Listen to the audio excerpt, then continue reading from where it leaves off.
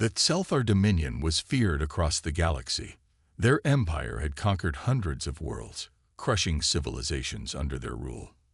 Among them was Earth, a small, fragile planet that had stood no chance against the mighty Selfar fleet. Humans were defeated and enslaved. To the Selfar, they were weak creatures, only good for serving their alien masters. In the grand palace of Queen Vilessa, the most powerful ruler of the Selfar dominion, a human named Daniel Carter was brought before her. He was dressed in simple, gray slave clothing, his wrists bound by energy cuffs. Soldiers pushed him forward, making him kneel on the cold metallic floor. Vilessa, an 8-foot-tall alien with dark blue skin and piercing golden eyes, sat on her throne, looking down at him with amusement. She was draped in royal armor, her long silver hair flowing behind her like a cape. "So this is the human you bring me," she said, her voice filled with boredom. "I expected something more interesting." One of her generals stepped forward. "My queen, this human was once a soldier on Earth. He survived battles that killed many of his kind. Perhaps he can be of some use." Vilessa scoffed. "A human soldier? That is like calling a child a warrior. These creatures break so easily." Daniel remained silent, his face calm. He had learned that speaking too much in front of his captors only brought trouble. The queen leaned forward. "Tell me, human, do you understand who stands before you?" Daniel looked up, meeting her golden eyes. "Queen Vilessa, ruler of the Selfar dominion." Vilessa smirked. "Good. At least you know your place. From now on, you will serve me as my personal attendant. Do not disappoint me, human." The soldiers unlocked his energy cuffs and led him away. Life in the queen's service. Daniel quickly learned his duties inside the palace. He was assigned to clean the queen's chambers, carry out minor tasks, and assist the palace staff. The Selfar treated him with little respect, seeing him as nothing more than a lowly creature. The other alien servants in the palace whispered about the queen's cruelty. She had no patience for mistakes, and those who angered her often disappeared. One evening, as Daniel carried a tray of rare alien fruits to the queen's dining hall, he overheard a conversation between two high-ranking officers. "The queen believes humans are weak," one officer said, laughing. "She only keeps that one around for entertainment." "Yes, but have you noticed something?" the other officer replied. "That human, he observes everything. He listens more than he speaks." Daniel kept walking, pretending not to hear them. In truth, they were right. He was always watching, always learning.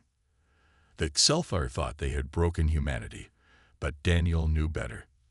The Queen's Test. One night, as Daniel was arranging documents in the Queen's study, Vilessa entered. She walked gracefully, her golden eyes glowing under the dim lights. "You have been in my service for a while now, human," she said, sitting down. "Tell me, do you think your kind will ever rise again?" Daniel carefully placed a document on the table. "I don't know, my queen, but I do know that humans don't give up easily." Vilessa laughed. "That is a lie. Your people surrendered quickly when our fleets arrived. You are fragile creatures, ruled by emotion and fear." Daniel said nothing. He had no desire to argue with her, at least not yet. The queen studied him for a moment. Then she smirked. "I am curious about something, human. My engineers have struggled to repair one of my warships. They say it will take weeks to fix the problem. Do you think you can do better?" Daniel's heart quickened. This was an opportunity. "I can try, my queen." Vilessa laughed again. "Very well. You will have 1 hour to prove yourself. If you fail, I will be very disappointed." Daniel nodded, hiding his thoughts. This was no ordinary test. The queen wanted to see if he would break under pressure. But Daniel had spent years fixing machines back on Earth. If he succeeded, he would take his first step towards something greater. As the guards led him to the damaged warship, Daniel clenched his fists. It was time to prove them all wrong. Daniel was led through the towering halls of the Selfar warship, his hand steady but his mind racing. Two heavily armed guards walked beside him, their glowing weapons ready to strike if he made a wrong move. He had been given an opportunity, but it was also a trap. Queen Vilessa didn't believe a human could succeed where her engineers had failed. She wanted to see him break. The warship, Bloodfang, was one of the Tselfar's most powerful vessels, but its systems had suffered severe damage in a recent battle. The Queen's top engineers had been working on repairs for days, yet the ship remained grounded. When Daniel arrived in the control room, a group of Sci-Fi engineers sneered at him. "Is this a joke?" one of them muttered. "A human fixing our technology." Another alien smirked. "Let's see how long before he begs for mercy." Daniel ignored them. Instead, he focused on the large central console, where a holographic display showed a complex system of circuits, power lines, and broken connections. His sharp eyes scanned the damage report. The ship's power grid was overloaded. Systems were shutting down to prevent an explosion. Vilessa's voice echoed from a communicator nearby. 1 hour, human. Show me something useful." Daniel took a deep breath. He had to be careful. If he succeeded too quickly, the Queen would grow suspicious. If he failed, he would lose his only chance to prove his worth. The human solution. Daniel knelt beside an open panel, examining the intricate Sci-Fi machinery. It was more advanced than anything on Earth, but the principles were the same: power, circuits, relays. He could work with this. One of the engineers folded his arms. "Let me guess. You have no idea what you're looking at." Daniel grabbed a nearby tool and started working without answering. He quickly rerouted energy from the failing power cores, stabilizing the flow to the ship's main systems. Sparks flew as he rewired a crucial junction, bypassing the damaged circuits. The Sci-Fi watched in stunned silence as alarms started shutting off one by one. A young Sci-Fi technician stepped forward, eyes wide. He's actually fixing it." The lead engineer scowled. "Impossible." He must have guessed. Daniel didn't waste time explaining. He knew exactly what he was doing. After 40 minutes, he stood up and wiped his hands. "Try activating the engines now." The engineers exchanged nervous glances before pressing a few controls. A deep hum filled the ship as the power systems came back online. The once dark screens flickered to life. One by one, the ship's functions returned. Navigation, shields, weapons. The Bloodfang was operational again. A moment of stunned silence followed. Then, the communicator crackled. "Interesting." Vilessa's voice came through. "Bring him back to me." A new kind of attention. Back in the throne room, Daniel stood before the Queen once more. She watched him with a look he had never seen before: curiosity. "You succeeded," Vilessa said.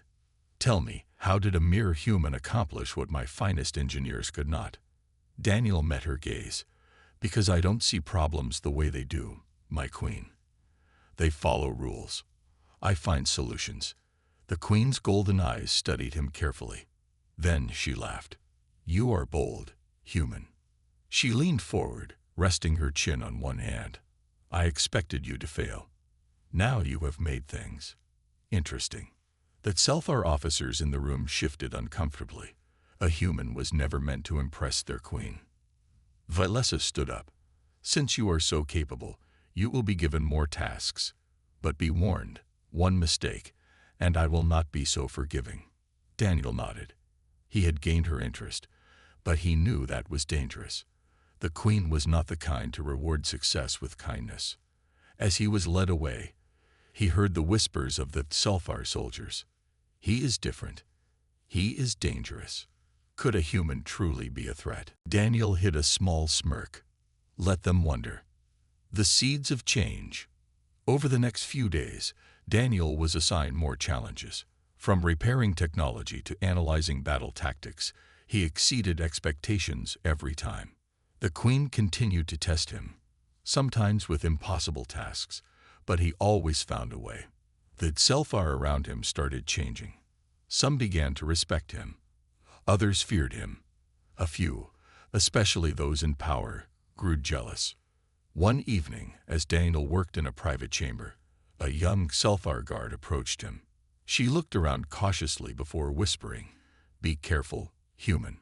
Some do not like how much the queen notices you." Daniel raised an eyebrow. "And what about you?" She hesitated, then said, "I do not think you are weak." Before he could reply, she quickly left. Things were shifting. For the first time, an unspoken question hung in the air. Was the queen's belief in human weakness a mistake? Daniel had expected challenges, but he had underestimated just how much Queen Vylessa enjoyed testing him. Every day, she gave him new tasks, more difficult, more dangerous. It was no longer just about fixing broken systems. Now she was testing his intelligence, his endurance, and even his ability to survive under pressure. At first, the Selfar officers laughed at the idea of a human proving useful.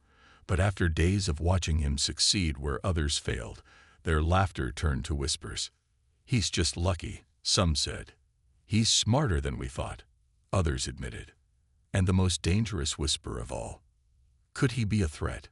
A dangerous invitation.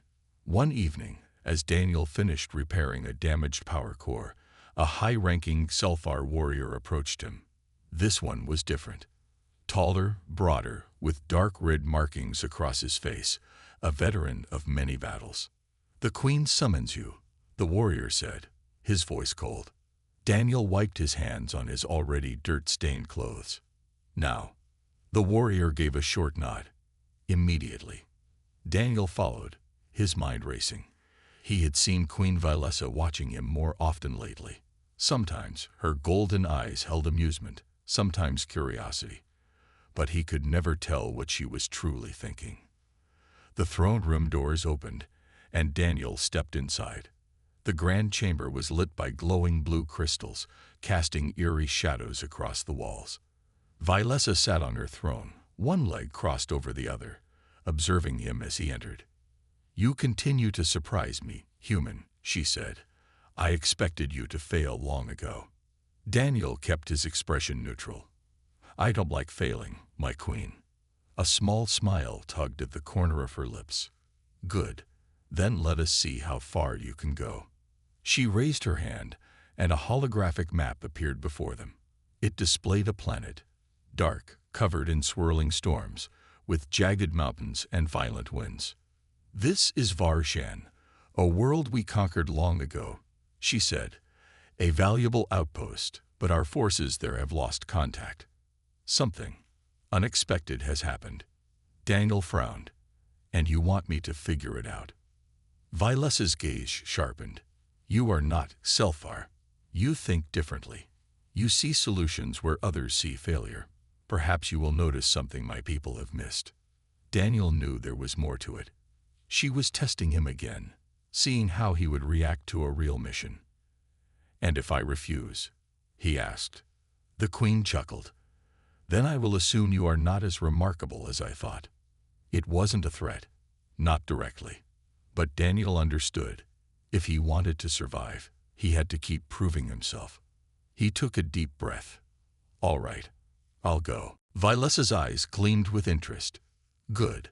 Let us see what a human can truly do." The mission begins.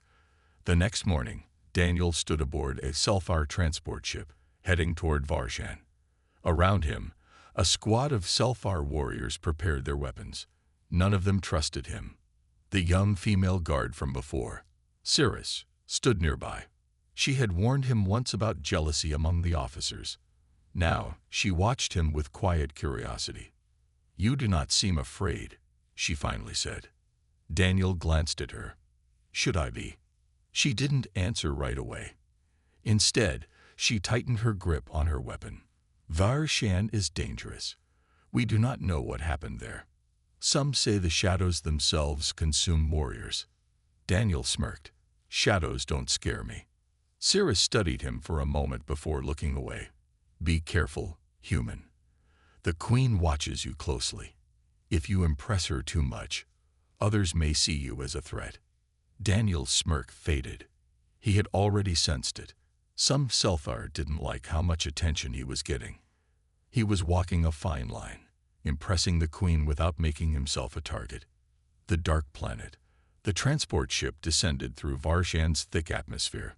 Thunder roared outside, and violent winds shook the craft. The pilot fought for control, cursing in the Sci-Fi language. Finally, they landed in the middle of an abandoned outpost.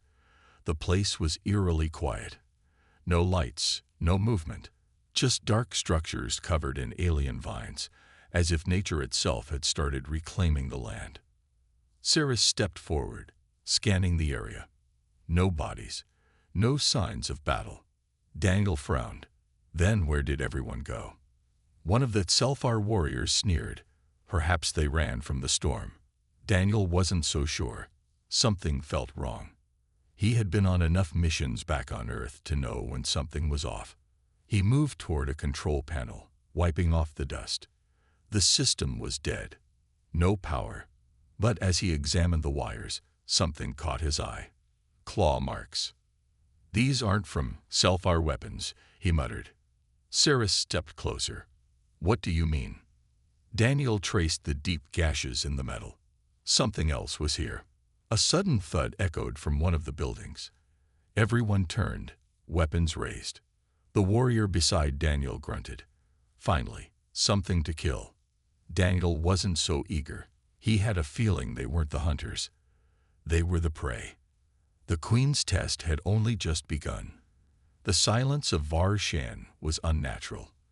It wasn't the emptiness of an abandoned battlefield or the quiet of a ruined city. It was something deeper, a silence that felt alive. Daniel adjusted his breathing, his instincts on high alert. The Sci-Fi warriors were trained for battle, but even they hesitated as they moved forward, weapons drawn. Cirrus walked beside Daniel, her sharp eyes scanning the dark corridors of the abandoned outpost. "Stay close, human," she muttered. Daniel smirked. "I thought you didn't care what happens to me." Cirrus didn't reply, but her grip on her weapon tightened. The squad entered the main command center. The air smelled stale, like something had been rotting for too long. The control panels were broken, some covered in deep claw marks. But what disturbed Daniel the most was the lack of bodies. "There should be something here," he muttered. "Even if they were attacked, there should be remains." One of the Sci-Fi warriors scoffed. Maybe they were eaten. Another growled, or maybe they ran like cowards. Daniel wasn't convinced. There were no signs of a desperate escape, no footprints, no scattered weapons. It was as if the entire outpost had been swallowed whole. Then the lights flickered. A low hum filled the air, and suddenly, the control panel sparked to life. Something had activated the power. The warriors turned, weapons raised. Cirrus stepped forward, eyes narrowed. "We didn't do that." Daniel exhaled. Then who did? A message from the past. One of the screens blinked. Static filled the display before a distorted video played. A Sci-Fi officer appeared, his face bloodied, his eyes filled with terror. "If anyone is watching this." The officer's voice was weak, trembling. "We made a mistake. The storm, it is not natural." The screen glitched, and his breathing grew frantic. "It is alive. It watches. It waits. We thought we could control it, but..." A shadow moved behind him. The officer screamed, and then, static. The video ended. A heavy silence followed. Daniel clenched his jaw. The storm wasn't just a storm. Something was inside it. The Sci-Fi warriors were tense now. Their arrogance was gone, replaced by a growing unease. Even Cirrus looked disturbed. One of the warriors muttered, "This is foolishness. We should leave." Cirrus shot him a glare. "We do not retreat without orders." Daniel turned to her. "Then what's the plan?" "Sit here and wait for whatever took them." She hesitated. The Sci-Fi never backed down from a fight. But how did you fight something you couldn't see? Then the wind outside howled. Not like a normal storm. This was a sound of hunger. The shadows strike. The walls trembled. Dust fell from the ceiling. The warriors raised their weapons as the wind roared louder. Then, Darkness poured in. The shadows slithered through the broken windows, moving unnaturally, twisting and shifting like living things. They crawled across the floor, wrapping around the walls, reaching for them. One of the warriors fired. The blast of energy lit up the room for a second, then vanished into the darkness as if swallowed. The shadow lunged. The warrior screamed as the black tendrils wrapped around him. He thrashed, trying to break free, but the darkness dragged him backward. Daniel didn't think. He grabbed the nearest metal pipe and swung. The impact was solid, and for a moment, the shadow recoiled. The warrior collapsed to the ground, gasping. "It reacts to force," Daniel said, gripping the pipe tighter. "We can fight it." Another shadow lashed out, wrapping around another Xelfar. But this time, Ceres was faster. She slashed with her blade, cutting through the darkness. The shadow shrieked, a horrible, distorted sound, before retreating. Daniel and Ceres locked eyes. They had a chance. "Stay in the light," Ceres ordered. "Move toward the emergency generator." The group moved, staying close together, striking back whenever the shadows lunged. But every step they took, the darkness seemed to learn, adapting, shifting, waiting. As they reached the emergency generator room, Daniel rushed to the control panel. "If I can override the system, I can force all lights to maximum power." Ceres and the warriors held their ground, slashing at the shadows, but the creatures were relentless, faster, more aggressive. "Hurry, human," Ceres shouted. Daniel's hands moved quickly. Wires, circuits. He had done this 1,000 times before, but never with death closing in. The control panel sparked. A countdown began. 5 seconds, Daniel yelled. The shadows surged forward. 3 seconds. A warrior screamed as the darkness pulled him under. 2 seconds. The entire room was drowning in blackness. 1 second. The lights blazed to full power. The shadows shrieked and recoiled, twisting in agony as the blinding white light burned through them. Within moments, they dissolved, vanishing into nothingness. The storm outside raged on, but inside, the outpost was silent once more. Daniel exhaled, his body shaking. The Xelfar warriors were breathing heavily, some injured, others staring at him in disbelief. Ceres stepped closer, her gaze unreadable. "You saved us." Daniel smirked weakly. "That's twice now. I'm keeping count." She didn't smile. Instead, she looked toward the storm outside. "This battle isn't over." Daniel followed her gaze. The storm was still watching, still waiting. And somehow, he knew, this was only the beginning. The emergency lights flickered, casting long shadows across the control room. The Xelfar warriors stood in silence, their eyes scanning the walls as if expecting the darkness to strike again. Daniel exhaled, his heart still pounding. He had saved them, for now. But the storm outside hadn't gone away. It raged on, howling like a living beast, pressing against the outpost like it wanted to get inside. Ceres stepped forward, her sharp gaze locked on Daniel. "You bought us time, human. But this battle isn't over." Daniel wiped sweat from his brow. "Yeah, I figured. What now?"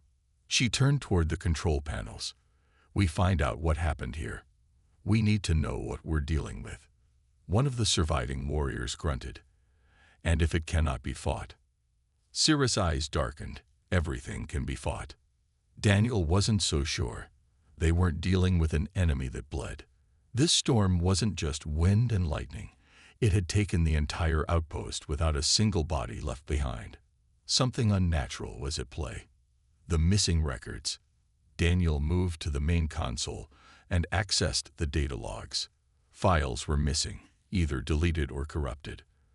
But after some quick work, he found one intact recording. A scientist appeared on the screen, his Xelfar uniform disheveled. His breathing was ragged, his eyes darting around like he expected something to grab him at any moment. "This is Research Officer Thalrak," the scientist whispered. The experiment has failed.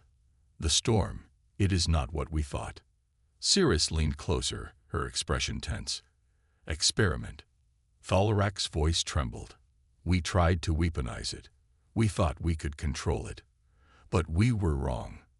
The recording shook as the scientist turned toward a window. The screen blurred, but Daniel caught a glimpse of something moving within the storm. Shapes, shadows, watching. Then, static. The video ended. Silence followed. Daniel leaned back. You tried to control the storm. Cirrus' jaw tightened. I was not part of this mission. But if the High Command attempted such a thing, they wouldn't have done so blindly. Daniel glanced toward the storm outside. Yeah, well, it looks like they did. One of the warriors stepped forward. What do we do now, Commander?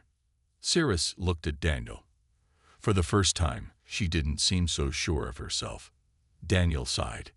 If they made this thing, there's got to be a way to stop it. The heart of the storm. The data logs revealed something crucial. A facility beneath the outpost. A hidden lab. That's where they created this storm, Daniel said. And if we're lucky, it's where they left a way to shut it down. Cirrus nodded. Then we move. The group made their way through the dark corridors, weapons ready. Every step deeper into the outpost felt wrong. The air was heavy, thick with an unnatural presence. Then, a sound. A deep guttural whisper. Daniel froze. Did you hear that? The warriors tensed. The whisper came again, slithering through the air like a voice carried on the wind. It wasn't Sci-Fi. It wasn't human. Cirrus gripped her weapon. It knows we're here. Then the lights died. Darkness swallowed the hallway. And something moved. The creatures of the void. The first attack was silent. One of the warriors was there, then gone, pulled into the blackness without a sound. Another warrior fired blindly into the dark, but the shots disappeared as if swallowed whole. Daniel felt it then, cold fingers brushing against his mind. A presence. A hunger. The storm was alive. Cirrus roared, slashing at the shadows. The warriors fought back, but the darkness twisted around them, striking from unseen angles. Daniel acted on instinct. He grabbed his flashlight and switched it on, sweeping it across the corridor. The creatures screamed. For the first time, Daniel saw them, shapeless figures, moving like liquid shadows, writhing and shifting. The light burned them, making them retreat. Use your lights, he shouted. The warriors followed his lead, activating their shoulder lamps. The creatures shrieked, pulling back into the deeper darkness. Cirrus turned to Daniel, her eyes filled with something new. Respect. You keep surprising me, human. Daniel smirked. Get used to it. The lab below. They'd reached the hidden lab. A sealed door stood between them and the answers. Daniel hacked into the control panel, his fingers working fast. Behind them, the creatures watched from the edges of the light, waiting for their chance. The door opened. The group rushed inside, sealing it behind them. The lab was untouched. Computers still hummed. Data logs blinked on screens. And at the center, a core, a pulsing, glowing sphere. Daniel stepped closer. This is it. The storm's source. Cirrus nodded. Then we destroy it. Daniel hesitated.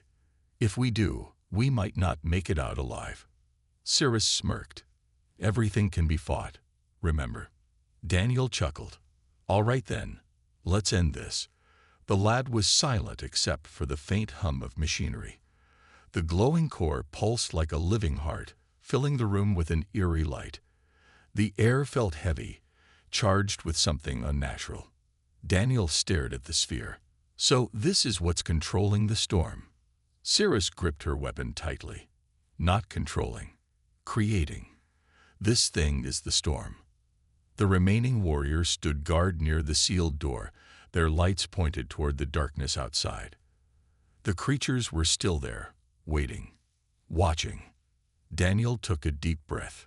All right, How do we destroy it? Cirrus glanced at the screens. We find its weakness. She moved to the main console, fingers tapping across the alien interface. The data was fragmented, but what she found made her tense. This core isn't just energy, she said. It's alive. Daniel frowned. Come again. Cirrus pointed at the readings. Your people would call it an AI. But it's more than that.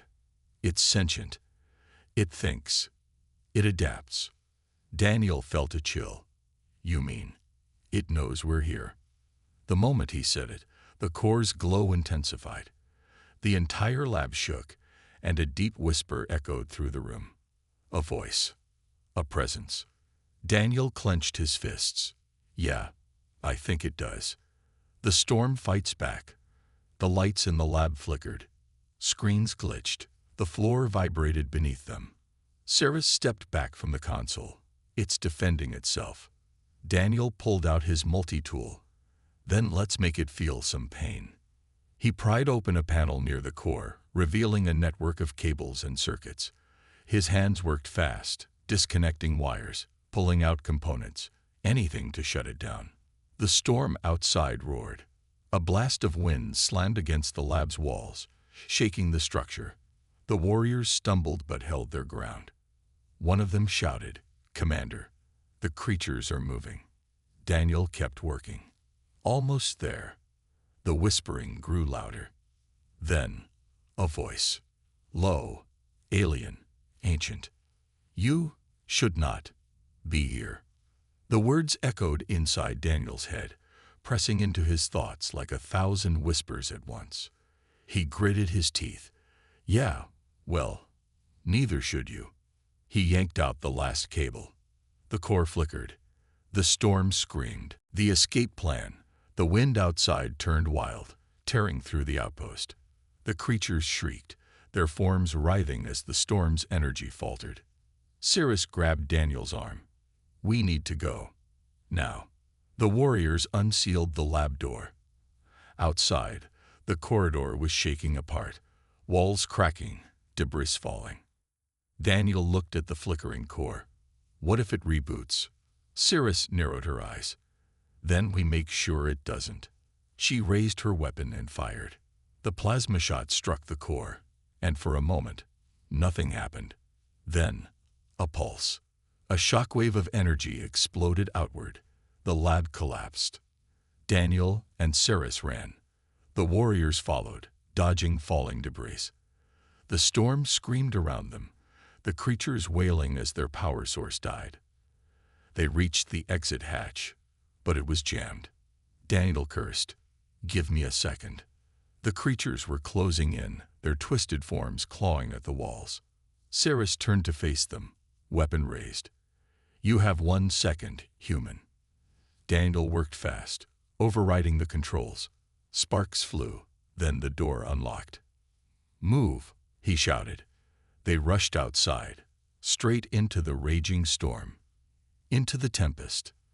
The outpost behind them collapsed, vanishing into the storm's chaos. The creatures screamed as they were pulled into the winds, their forms dissolving. Daniel could barely see. The wind was a wall of force, pushing against them. Cirrus pointed ahead. The landing craft. We need to reach it. Lightning cracked overhead. One of the warriors stumbled. The wind dragged him away. Cirrus cursed. Keep moving. Daniel gritted his teeth. His legs burned. The storm felt angry. Even without the core, it wasn't done. They reached the craft. Cirrus and the warriors climbed in first.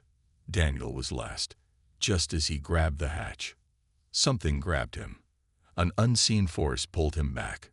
A shadow loomed, shifting in the wind, one last creature, clinging to existence. Cirrus reached out. Daniel. The storm pulled harder. Daniel clenched his jaw.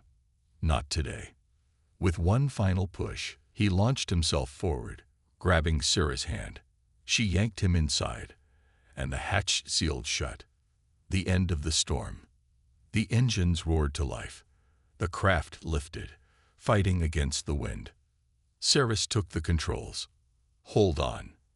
The ship punched through the storm, breaking into the clear sky. Below, the swirling chaos began to fade. Daniel leaned back, breathing hard. The storm was dying.